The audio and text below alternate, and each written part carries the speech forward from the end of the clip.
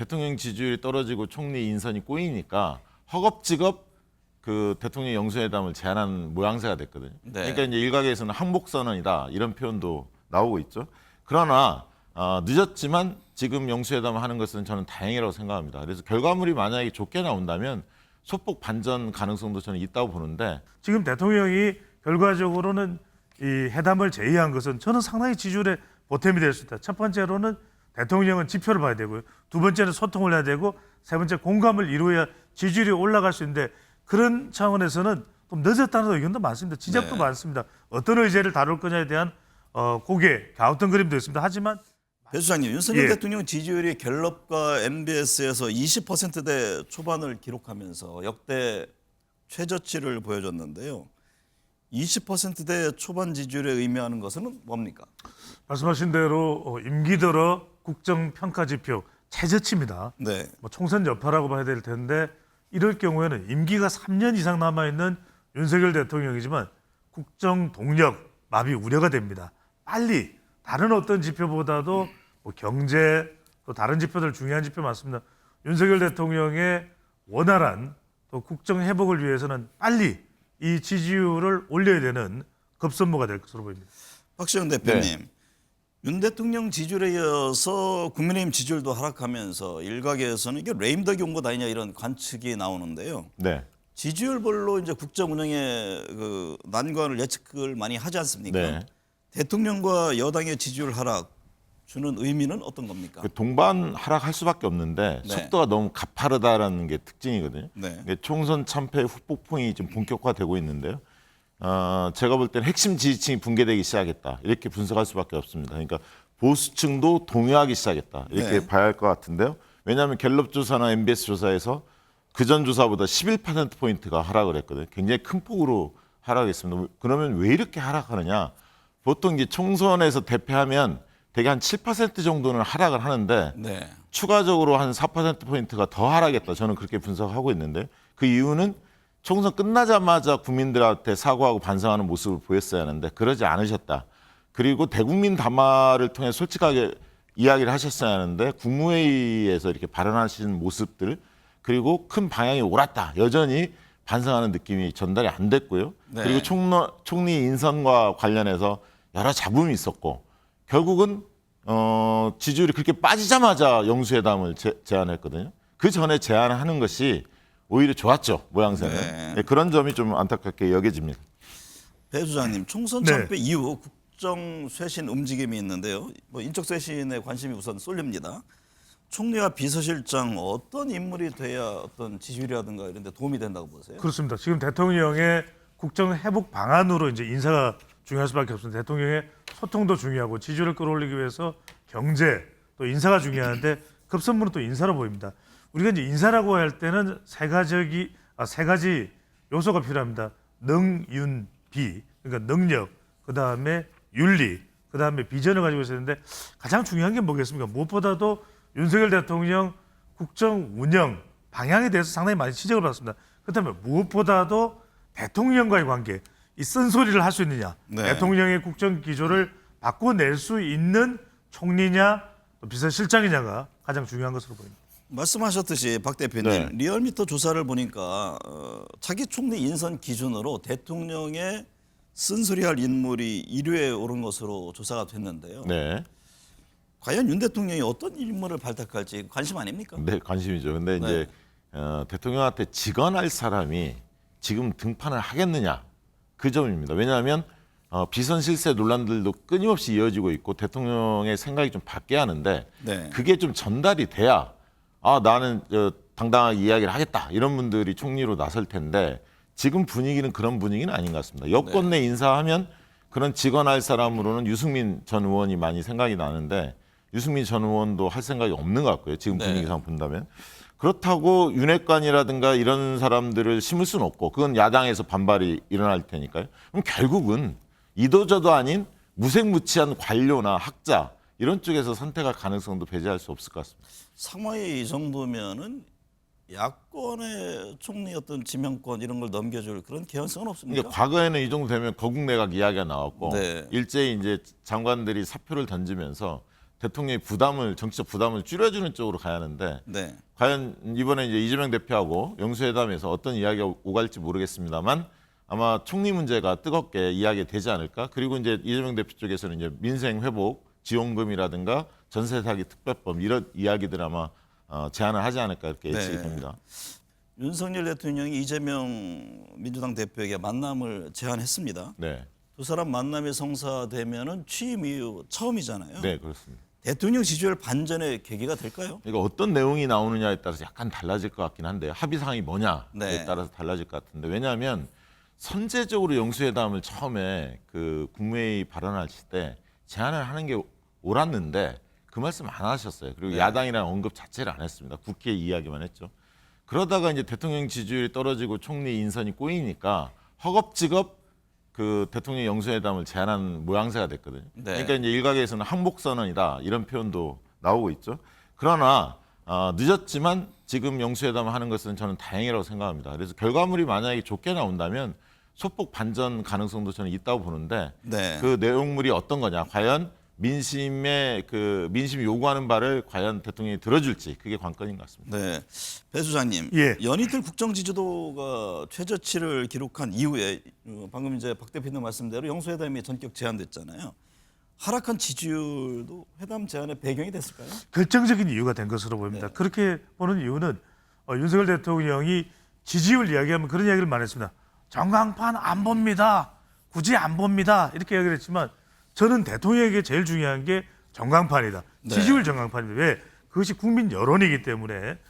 그래서 이정우 선수, 또 김하성 선수, 오타니 선수 다 전광판 봅니다. 떨어져라 봅니다. 그래서 지금 대통령이 결과적으로는 이 회담을 제의한 것은 저는 상당히 지지율에 보탬이 될 수 있다. 첫 번째로는 대통령은 지표를 봐야 되고요. 두 번째는 소통을 해야 되고 세 번째 공감을 이루어야 지지율이 올라갈 수 있는데 그런 차원에서는 좀 늦었다는 의견도 많습니다. 지적도 네. 많습니다. 어떤 의제를 다룰 거냐에 대한 고개, 갸우뚱거림도 있습니다. 하지만 만나자고 전화를 한 것은 100번, 1000번 잘한 일로 보입니다.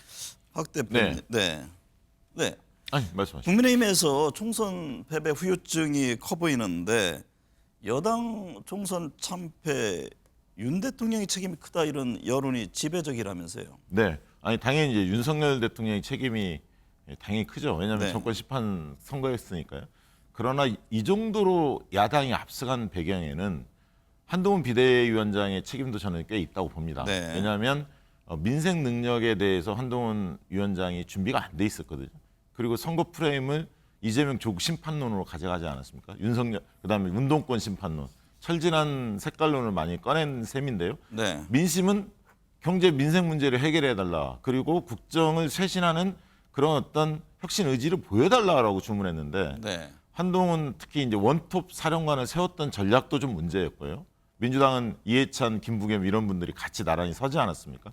그래서 전략적으로도 좀 실패였고 국민의힘이 한동훈 개인기에 의존했던 그런 네. 선거 방식도 문제가 있었다 이렇게 저는 보고 있습니다. 네. 한동훈 전 비대위원장 뭐 사퇴 이후 두문불출하고 있지만 당내에서는 복귀 여부를 두고 지금 시선이 엇갈리는데요. 유승민 전 의원에 이어서 한 전 비대위원장이 국민의힘을 이끌 새 사령탑으로 꼽히고 있다고 하는데 네. 당대표 선거에 나올까요? 나올 가능성이 있을 것으로 보입니다. 네. 대체로 데이터로 보면은 그렇지만 당 안팎에서는 쉬어야 된다 이런 얘기도 상당히 나오는데 세 가지 포인트에서 보겠습니다. 지금 전체 응답자들은 유승민 전 의원이 가장 높지만 국민의힘 지지층에서는 지금 그래프를 아마 보여드릴 텐데 한동훈 전 위원장이 가장 높습니다. 이 국민의힘 지지층 내에서는 지금 바로 보시는 대로 44.7% 한동훈 전 비대위원장이 가장 높다라는 점 때문에 그래서 7월 초로 예상되어 있는 이 전당대회에는 세 가지의 기준이 될 것으로 보입니다. 하나는 국민의힘 지지층, 두 번째로는 대통령과의 관계, 세 번째로는 야당의 태도인데 이 야당의 태도나 대통령과의 관계를 보면은 한동훈 전 비대위원장이 나오기가 쉽지 않을 수도 있지만 대체로 지금 교과서대로 흘러가지 않는 것이 지금 정치권입니다. 나올 가능성도 상당히 있을 걸로 보입니다. 네. 그런데요, 그 박 대표님, 네. 홍준표 대구시장이 윤 대통령과 만나서 총리 비서실장을 추천하는 등 이 보폭을 지금 넓히고 있습니다. 네네네. 한동훈 전 위원장과 지금 배신자를 놓고 지금 네. 공방도 벌이고 있는데요. 홍 시장이 이 같은 움직임은 어떤 배경으로 이해하세요? 그러니까 일단은 속으로 쾌재를 불렀을 것 같습니다. 네. 홍준표 시장 입장에서는 왜냐하면 이제 여권이 참패를 했는데 한동훈 책임론이 꽤 나오고 있고 윤석열 대통령과 한동훈 위원장 간의 간극, 거리감이 꽤 생겼거든요.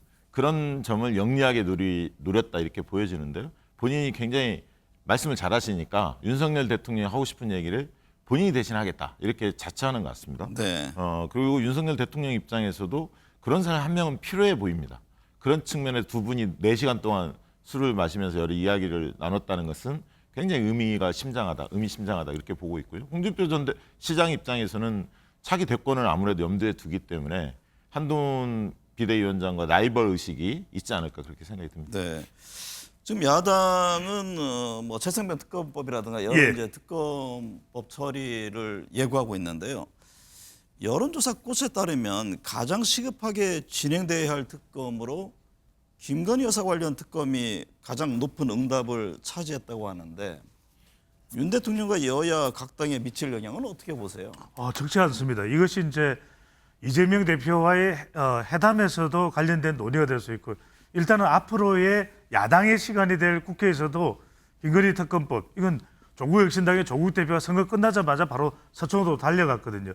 대통령실이 태도를 볼 것으로 보입니다. 그러니까 이른바 제2부속실이나 특별 감찰관인가요? 이게 이제 진행이 된다면 네. 어느 정도 향후에 또 대통령실에서 김건희 여사와 관련된 부분에 대한 적극적인 의혹 해명 이런 태도들을 볼 텐데 만약에 이번 선거에 결정적이지는 않았다 하더라도 상당히 한동훈 전 비대위원장과 대통령과의 관계에서도 김건희 특검법이 중요한 또 현안이 되기도 했거든요. 네. 이 부분이 22대 국회에서도 얼마나 대통령실에서 적극적으로 또 여당에서 적극적으로 나올지 여부에 달려 있을 것으로 보입니다.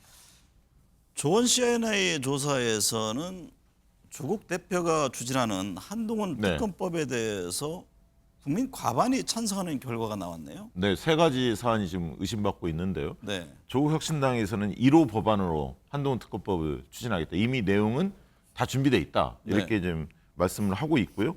저는 관건은 그겁니다. 야당이 이제 범진보가 192석이기 때문에 대통령이 거부권을 행사할 거냐 말 거냐 이게 이제 관심인데요. 지금 흐름으로 보면 거부권을 행사하지 않을 가능성도 꽤 있어 보입니다. 한동훈 특검법에 대한 말씀이신가요? 네, 그렇습니다. 네. 그럴 가능성이 좀 있어 보이고요. 그런 측면에서 오히려 한동훈 비대위원장이 당대표로 나설 가능성도 그래서 더 커지는 거 아닐까? 저는 네. 그렇게 보고 있습니다. 네. 배 주장님, 민주당이 22대 국회에서 전체 상임위원장을 다 차지하려 한다 이런 얘기가 나왔는데요. 예.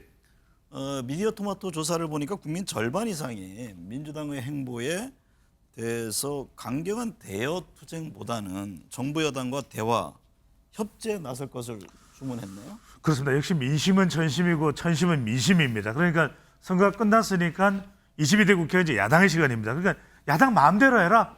야당 하고 싶은 거 다 해라. 상관하지 않겠다가 아니라 국민들은 야당이 정치적으로 특검, 사정 필요하면 할 수도 있겠지만 또 기존 양곡관리법이나 간호법이나 등등등에 대해서 중대재해처벌법 유의하지 않는 것에 대해서 그럴 수도 있겠으나 더 중요한 것은 민생 아니겠냐. 그러니까 국민 여론이 계속 우려하는 것은 지금 이란과 이스라엘의 전쟁 상당히 우리의 대외 상황 환경 자체가 힘들어지고 있는 이런 상황에서 국회가 그냥 정쟁 다툼만 해서는 되겠느냐. 그래서 말 그대로 특검 전국 또는 사정 전국으로 흐를 것에 대한 우려가 또 상당히 있습니다. 또 재발의 전국 계속해서 기존 대통령이 거부했던 것을 재발의하면서 또 대통령은 거부권 행사를 하게 될 가능성도 열려 있는 것이고 그래서 국민 여론이 이렇게 여론조사 결과 나온 것은 정부 여당과의 대화 협치를 이야기한 것은 선민생 또 후 특검으로 가라. 그래서 너무 전국을 특검 가면 또 우리 여론도 국민 여론도 따끔해질 수밖에 없는 사항들을 미리 제시한 것으로 보입니다. 조금 재밌게 표현하셨네요. 네. 박 대표님, 미디어 토마토 조사를 보니까 국민 절반 이상이 국민의힘이 대통령실과의 관계 재정립에 나서야 한다고 응답했는데 네. 국민의힘 민심 찾기 위해서 어떤 노력이 필요하다고 보세요? 저는 3가지로 보는데 첫 번째는 이제 대통령에게 여당이 너무 짓눌려 있다. 네. 수직적인 관계가 아니라 수평적 관계로 전환해야 한다. 이게 첫 번째일 것 같고요.